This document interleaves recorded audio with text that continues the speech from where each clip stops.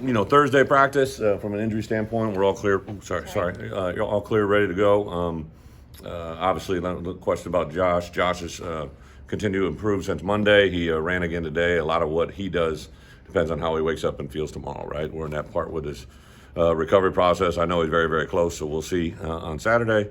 As far as everybody else, should be good to go. Had a good week of practice. Excited. It's a night game. I know we've been putting a lot out there from the athletic department to try and get this place as full as possible. I know there's been a great response. I thank all the fans that have been here, all the new ones that are coming, and hopefully all the ones potentially still to come yet today. So excited about Saturday. What kind of edge has the group practiced with?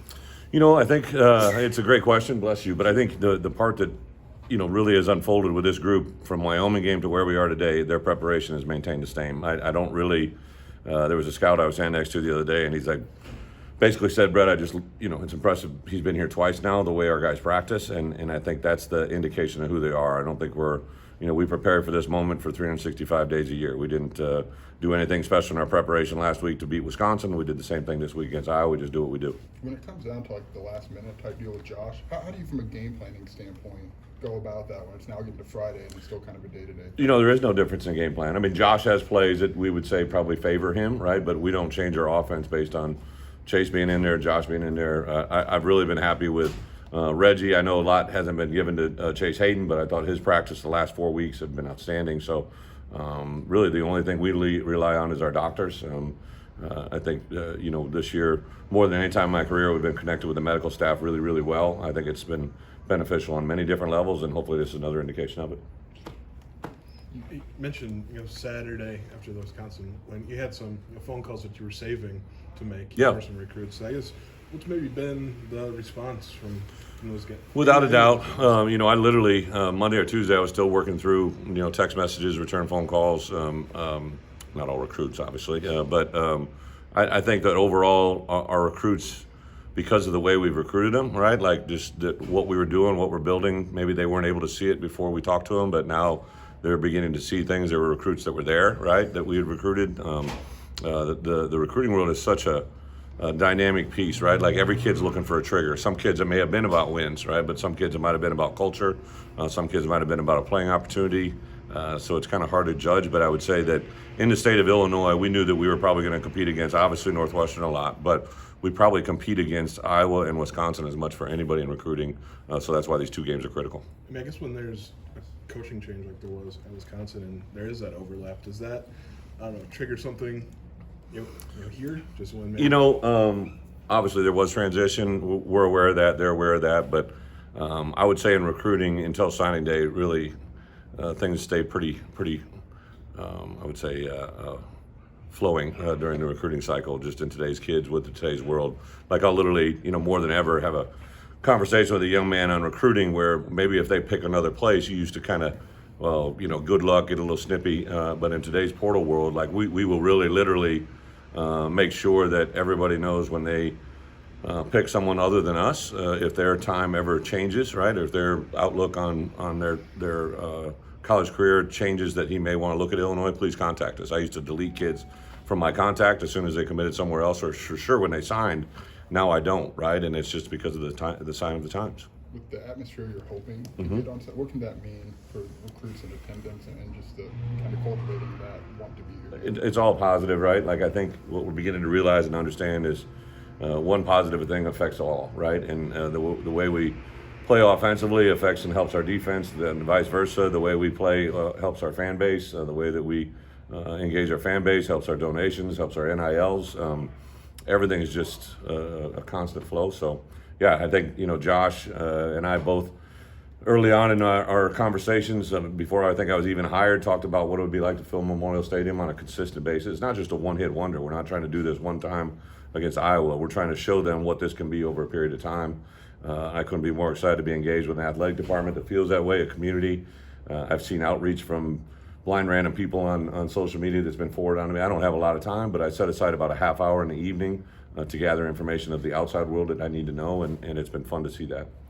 I guess kind of looking back, you kind of talked about maintaining the program on Tuesday. Looking back at the change in offensive coordinator with Barrett, have you kind of gotten what you wanted from him in the first couple weeks? Well, we're 4-1. I'd love to have one more, right? But that wasn't on the offense, wasn't on the defense, it wasn't on special teams, it was on me, right? So I think we I have made a lot of progress. I don't think that you ever truly you do self scout all the time. So we did a big self scout on bye week. We'll get through Minnesota and do another big self scout to go through the 5-week crush on the end. But as a head coach, we do a weekly analysis of where we're at, and I told our players, when we get ready for media day to meet with you guys, don't make predictions, right? The only prediction you can make is hopefully we're going to be better in game 12 than we were in game 1. And that's how I kind of think. That's how I operate. And absolutely, I'm very excited about where we're at, but more excited about where we can go. This series has been pretty rough over the last several years.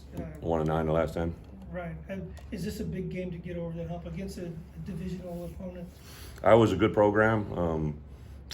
I've been in that locker room as a player, as a coach. We have a lot of great relationships with people in that room. But when I took this job, I knew that they were a team in the Big Ten West. Traditionally, we're always in the hunt. So obviously, this is a big game.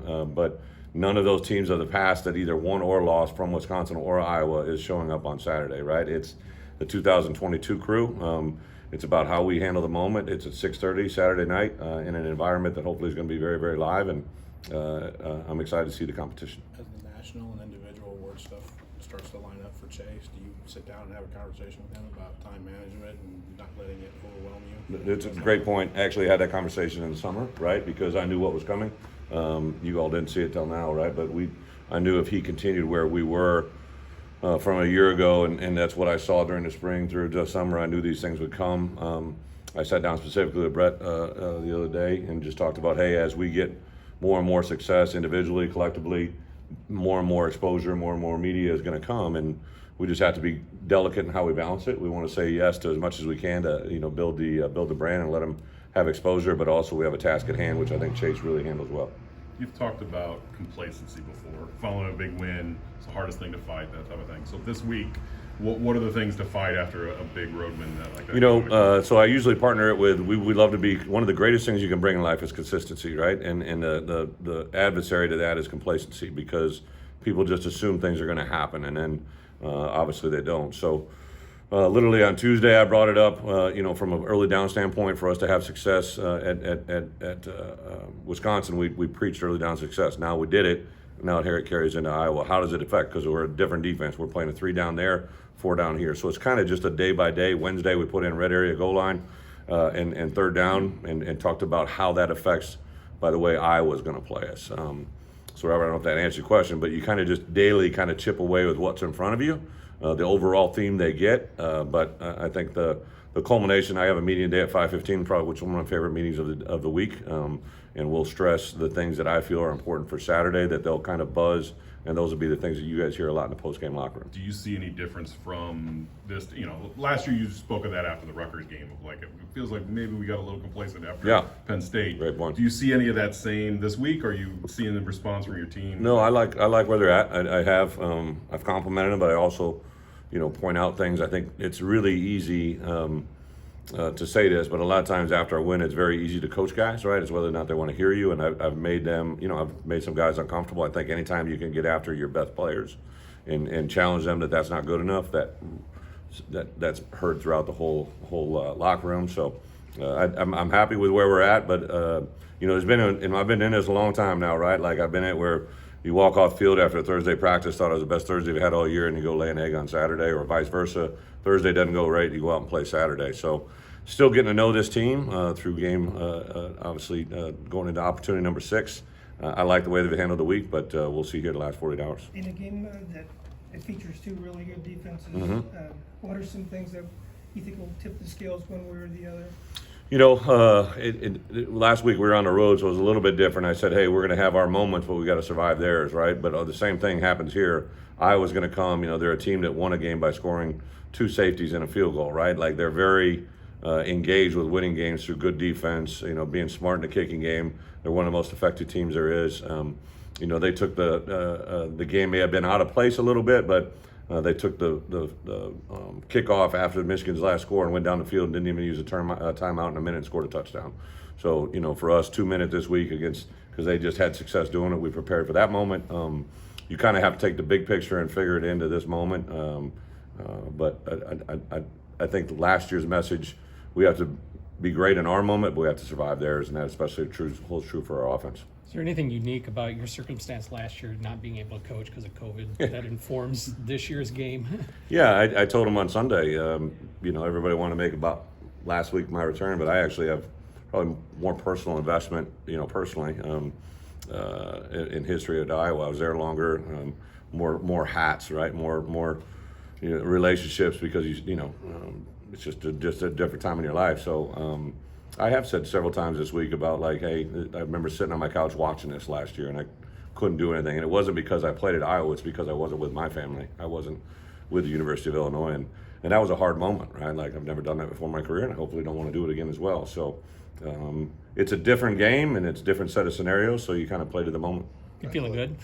I feel great, Okay, yeah. good. Guys like Marquez and Kendall have had kind of long paths to this moment in various a great degrees point. of in-game success, I guess. Like, Yeah. what's it say about maybe their perseverance or patience? I think it says a lot about probably the people before we got them here, right? One of the drawbacks of taking a job is you don't get to recruit these young men you inherit, right? And Mike Marquez's family, his dad played at Iowa, so there's automatic connection there. I remember talking to him on the phone. Kendall's background and history, because he even went into transfer portal. I remember talking with his family. So both those kids probably, before I ever met them, had this gene in them, right, and had developed who they were, because you're not going to survive their story if you're not strong. And both of them are great representatives of that. And I would tell you probably after the game, like in the locker room at Wisconsin, I distinctly remember going and getting a hug from Kendall and going to get a hug from Mike. And I think it's just you share those moments with those kids because you know how much they've been through and how much they love that moment when it happens. We spoke to Calvin yesterday, and he said that confidence was just a big thing for him with his staff and just having them tell him that he was important and he was going to be really critical. Yeah. Did you get a sense of that was the case, that he could get to another level if you guys just maybe hugged him a little bit more instead of just, or more confidence? I think I know what Calvin's meaning and saying, right? Like sometimes it's hard to work through some layers, that were created before you got here. Sure. I remember Calvin out of high school, right? I remember seeing him in high school, in his high school. And then I think when we got here, we did some things that made him uncomfortable, right? And when you make people uncomfortable, they usually go one way. They either respond or resist. And at first, there's probably a little bit of resistance. And there's been several times now during the course of our time together where I've challenged him individually or in front of people, brought others along. I love the fact that he went and lost probably about 20, 30 pounds before the season started. And, I've just been kind of pressing him like, hey, don't get comfortable, because when he gets comfortable, he reverts, right? He's on a path now that hopefully continues to be in the right direction. I met with agents and scouts. I said, listen, this guy's playing as good a football as we've seen him play since I've been here. And to keep him on that path, we have to, keep pressing him on what he needs to do. But sometimes kids need to have the faith that we believe in them, right? And that's probably the better job of what I've done specifically. J-Mo was really good with me in that regard, talking about, hey, I know it's a different position, different personality, different deal, but we kind of went through this with Isaiah Gay, right? Like Isaiah went through a little bit of resistance phase and then came out and was playing as good a football as he ever played at the end of his career. And I think Calvin carries a lot of that same mojo. Seems like a game where special teams could Huge. play a really big role. Yeah. Have you seen more consistency out of Caleb Griffin and Hugh Robertson in practice? Yeah, Hugh had hit probably, we hit, on Wednesday we don't hit the ball that much, but Tuesday Hugh probably had as big a